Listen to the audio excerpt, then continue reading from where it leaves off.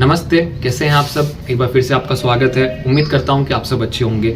तो बहुत से कमेंट ऐसे आ रहे थे कि first list, second list, third list क्या होता है और थर्ड लिस्ट तक हो जाएगा नहीं हो जाएगा और रिफंड का। तो आज की इस वीडियो में हम यही बात करने वाले हैं। आपको फटाफट से थोड़ी सी हमारी बातचीत भी हो जाएगी, फटाफट से बता दूंगा कि first list, second list, third list का कॉन्सेप्ट क्या है। तो देखो, सबसे पहले क्या है, बीएसटीसी का हम पेपर देते हैं। पेपर देने के बाद हम काउंसलिंग करवाते हैं और काउंसलिंग के बाद क्या होती है, कॉलेज अलॉट होती है। तो कॉलेज अलॉट किनको होती है, कैटेगरी वाइज सीटें रिजर्व होती है और जिसके ज्यादा नंबर आए होते हैं, ऐसे सब करके कॉलेज मिल जाती है। तो कॉलेज जो सीट अलॉट होती है ना, जो अलॉटमेंट होता है कॉलेज का, वो किसको होता है, 26,000 सीटें। मान लो बीएसटीसी में भी 26,000 सीटें।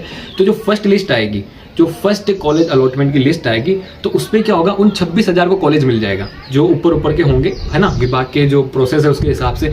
अब 26,000 को कॉलेज मिलने के बाद क्या होता है कि बहुत से लोग ऐसे होते हैं कॉलेज में रिपोर्टिंग करवाने नहीं जाते हैं, ठीक है, वो फीस जमा नहीं करवाते हैं, ठीक है, कोई कारण रह जाए जिससे वो बीएसटीसी नहीं करना चाहते तो वो नहीं करवाते, ठीक है। तो ऐसी बहुत सारी वजह होती। पिछली बार बीएसटीसी 2024 में लगभग अखबार में भी आया था ये चीज, 2,500 से 3,000 तक बच्चों ने क्या है जो रिपोर्टिंग नहीं करवाई थी और सेकंड लिस्ट में इतनी सीटें खाली थी और सेकंड लिस्ट पे 2,500 से 3,000 तक की और कॉलेज अलॉटमेंट हुई।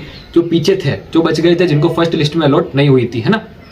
और सिंपल समझाऊं मैं आपको, तो देखो जो है 26,000 सीटें मिल चुकी है ना।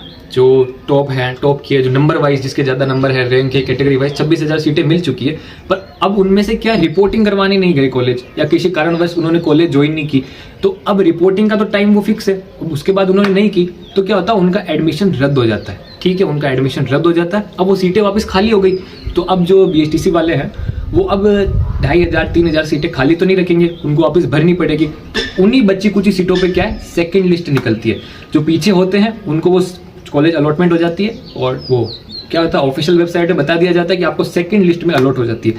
फिर सेकंड लिस्ट में भी क्या होता है, यही सिस्टम होता है। बहुत से लोग क्या है, रिपोर्टिंग करवाते ही नहीं। अब रिपोर्टिंग का टाइम तो फिक्स है, तो बहुत से लोग होते हैं रिपोर्टिंग करवाते ही नहीं है कि यार बीएसटीसी नहीं करनी, यार बीएसटीसी में तो लड़कियों का आरक्षण है या कोई और वजह हो जाती होगी, है ना। तो किसी कारणवश वो नहीं करवाते रिपोर्टिंग। तो फिर से सेकंड लिस्ट में भी क्या है, कुछ सीटें खाली बच जाती है, ठीक है। अब वो वापस सीटें खाली बच गई तो उन पे वापस क्या है, थर्ड लिस्ट निकल जाती है। तो थर्ड लिस्ट में तो बिल्कुल क्या होता है, किस्मत से सिलेक्शन हो जाता है ना।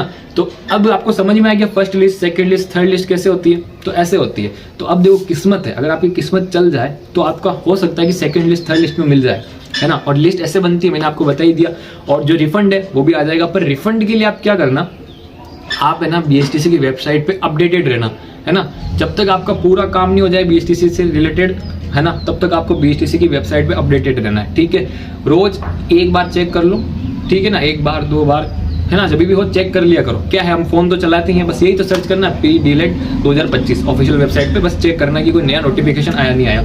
और आप किसी भी एग्जाम की तैयारी कर रहे हो ना, आपको ये देखना ही चाहिए, ठीक है ना, ये आपको होना ही चाहिए। और मान लो कोई अभी 12वीं वाला ये वीडियो देख रहा हो, ठीक है, तो मैं आपको यही कहूंगा कि अभी आप 12th में हो, अगर आपको बीएसटीसी करनी है तो आप अभी से इसमें एंगेज होना चालू कर दो, वेबसाइट पे चेकिंग करते रहो। और अभी से ये सोचो कि आपका 6 महीने में एग्जाम है, मान लो दिसंबर में आपका एग्जाम है, अभी से थोड़ी मोटी पढ़ाई चलने दो। फिर दिसंबर में एक दिन ऐसे ही कोई पेपर लेके टाइमर लगा के लेके देख लो कि आपका कितना अच्छा स्कोर हो रहा है, आपकी कौन सी गलतियां कर रहे हो, क्या कुछ कर रहे हो, फिर उसको सही करो, है ना। एक बार आप ऐसा माहौल बना लो कि आपने एक बार पेपर ही दे लिया है ना। ये बहुत सी स्ट्रेटेजी, बहुत अच्छी स्ट्रेटेजी है कि पेपर से पहले एक बार पेपर दे लो पूरी तैयारी करके, फिर दूसरी बार के लिए क्या आप तैयार हो जाते हो, है ना। ऑफिशियल पेपर देने की नहीं कह रहा हूँ, कंफ्यूज मत होना, सुनना। जैसे कि 12th में जो है बीएसटीसी का किसी का भी पेपर हो, आपका पेपर जो है 8 महीने बाद है, पर आप ये मान लो कि आपके पास तो 4 महीने है, 4 महीने बाद पेपर है।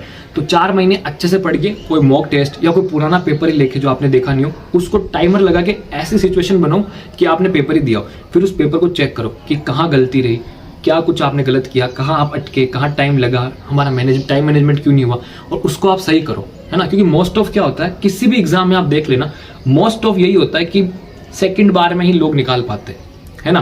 तो बस आज के लिए इतना ही, मिलते हैं नेक्स्ट वीडियो में। आपका बहुत बहुत धन्यवाद। और कोई डाउट्स हो आपको तो कमेंट बॉक्स में पूछ लेना।